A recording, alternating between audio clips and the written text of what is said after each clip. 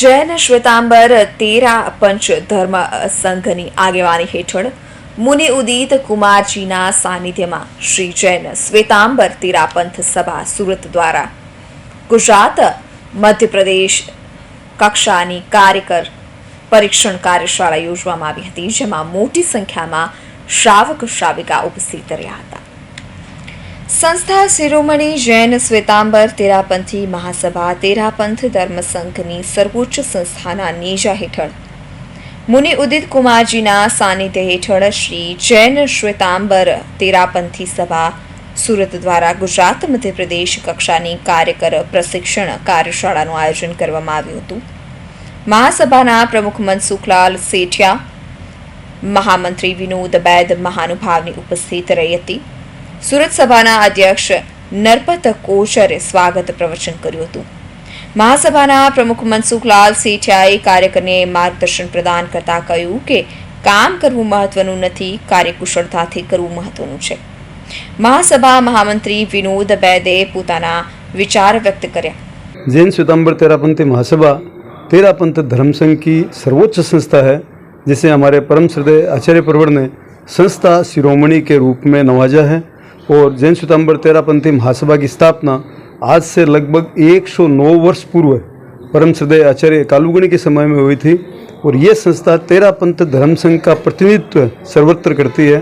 और जैन श्वेतांबर तेरापंथी महासभा के अंतर्गत देश विदेश में लगभग 610 सभाएं कार्यरत है, जिनका निरीक्षण, जिनका प्रशिक्षण और जिनको मार्गदर्शन देने का कार्य जैन श्वेतांबर तेरापंथी महासभा करती है.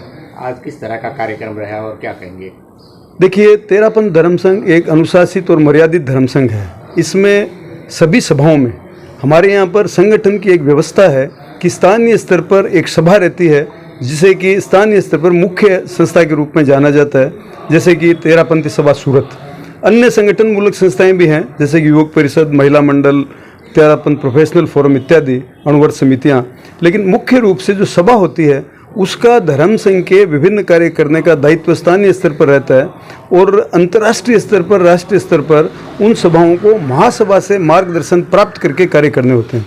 महासभा ने पिछले वर्ष निर्देश दिया कि सभी सभाओं में नेतृत्व परिवर्तन चुनाव मई महीने में हो जाएं. और मुझे ये बताते हुए हर्ष हो रहा है कि 615 सभाओं में लगभग 590 सभाओं में समयबद्ध रूप में चुनाव संपन्न हो गए. चुनाव संपन्न होने के बाद में जो पदाधिकारी कार्यभार ग्रहण करते हैं उनका 2 साल का कार्यकाल रहता है.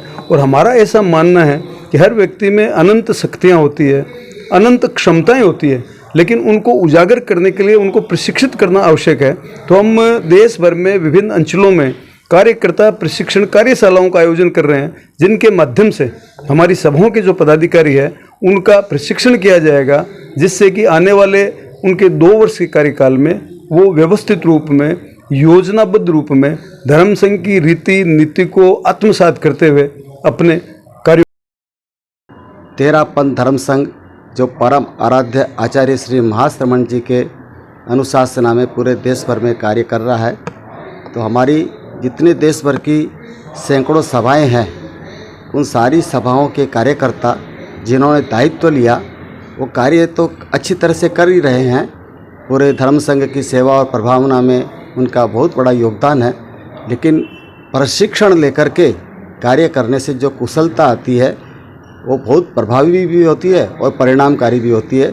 इसलिए हमने पूरे देश भर में इस प्रकार की प्रशिक्षण कार्यशालाओं का आयोजन किया है.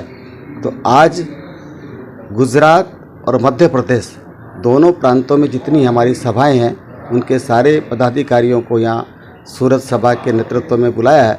और यहाँ पर 1 दिवसीय कार्यकर्ता प्रशिक्षण कार्यशाला सायंकाल तक चलेगी. सारे कार्यकर्ता अपनी अपनी संस्थाओं को कैसे अच्छे से चलाएं, धर्म संघ के रीति नीति का पालन करते हुए उन्हें अच्छी तरह से उसका नियोजन करें, इसी उद्देश्य से ये कार्यकर्ता प्रशिक्षण कार्यशाला है. सूरत के सभी संस्थाओं के सभाओं के कार्यकर्ताओं ने बहुत मेहनत करके इसकी सारी आयोजन की व्यवस्था की है. इस कार्यशाला के माध्यम से क्या मैसेज देना चाहेंगे, किस तरह से कार्य करना चाहिए आगे? हाँ, हमारा एक ही इसके पीछे का उद्देश्य है कि हमारा श्रावक समाज हमारी संस्थाओं के पदाधिकारियों के ऊपर उनकी बहुत कुछ निर्भरता रहती है इसलिए वो अपने अपने क्षेत्रों में धर्म संघ का विकास करें, सभाओं का अच्छा संचालन करें, संस्थाओं को प्रभावशाली और व्यवस्थित बनाने का મુનિશ્રી ઉદિત કુમારજીએ કહ્યું કે કાર્યકર્તાઓ પોતાના અંગત મતભેદથી ઉપર ઉઠીને સંઘ અને સમાજને મહત્વ આપીને આગળ વધવું જોઈએ. સંઘની કોઈપણ પ્રવૃત્તિ કોઈપણ કારણસર બંધ ન થવી જોઈએ. તેનો સતત વિકાસ ચાલુ રહેવો જોઈએ. દરેક કાર્યકર્તાઓએ આ સંદર્ભમાં શ્રેષ્ઠ બનવું જોઈએ. કાર્યકર્તાઓ સંગઠનની સુરક્ષાનું ધ્યાન રાખવું જોઈએ. જ્યાં સંઘની ટીકા થાય ત્યાં ધ્યાન ન આપો કે સમર્થન ન આપો. જો તે યોગ્ય સ્થાને હોય ત્યાં સમીક્ષા ઉપયોગી છે. સંઘની સુરક્ષાના સંદર્ભમાં કોઈએ એવું કામ ન કરવું જોઈએ કે જેનાથી સંઘ બદનામ થાય. સંઘની સુરક્ષા આપણી પ્રથમ ફરજ હોવી જોઈએ. સભા સંસ્થાઓના પ્રમુખોએ એમના આવનારા પ્રમુખ સાથે સુમેળમાં રહીને સભા સંસ્થાની કામગીરીને વેગવંતી બનાવવાનો પ્રયાસ કરવો જોઈએ. ગુરુમાં અતૂટ શ્રદ્ધા હોવી જોઈએ. ગુરુના વિચારને સમજવામાં આપણને ઘણો સમય લાગે છે. સંઘ અને સમાજને સાથે રાખીને પ્રગતિ કરો. મહાસભાના પદાધિકારીઓ અને સન્માનિત મહેમાનોના હસ્તે બેનરનું આવરણ કરવામાં આવ્યું હતું.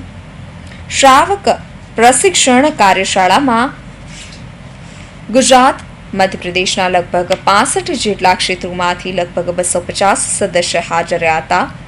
વર્કશોપના સંયોજક ગૌતમ ચોપડા અને સહકન્વીનર પ્રકાશ છાજેડે વર્કશોપમાં પોતાના શ્રમ લગાડ્યું હતું. Bureau report, Hind news, Surat.